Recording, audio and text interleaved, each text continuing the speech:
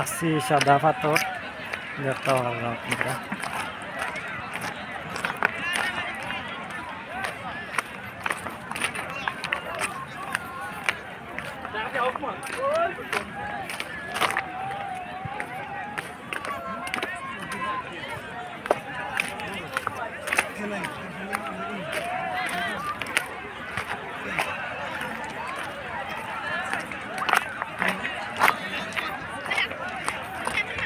আর সাদা পাথরটা কীরকম লাগে আপনাদের কাছে কমেন্ট করে জানাইবা।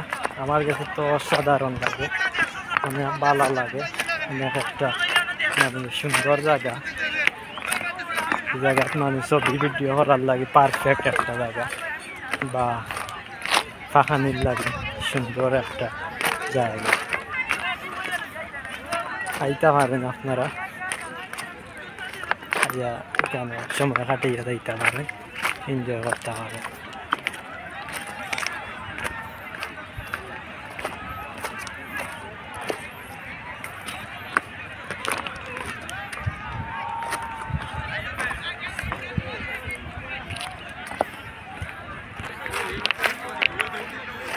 দেখলানি আমার পিছে কত বড় বড়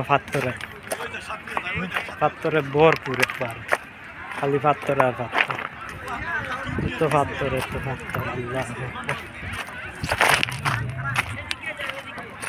পাথরে কান্ত কিনছে আর অত টানে মানছে, এরপরেও মানে পাথর গুলো আছে।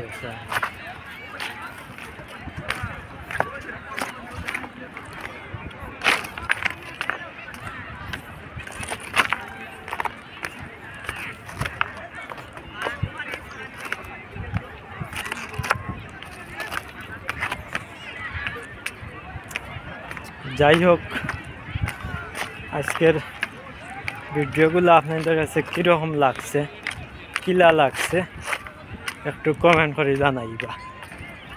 যদি কমেন্ট করে জানাই তাইলে বুঝতাম পারমু যে না, যাই হোক আপনার কাছে ভালো লাগছে।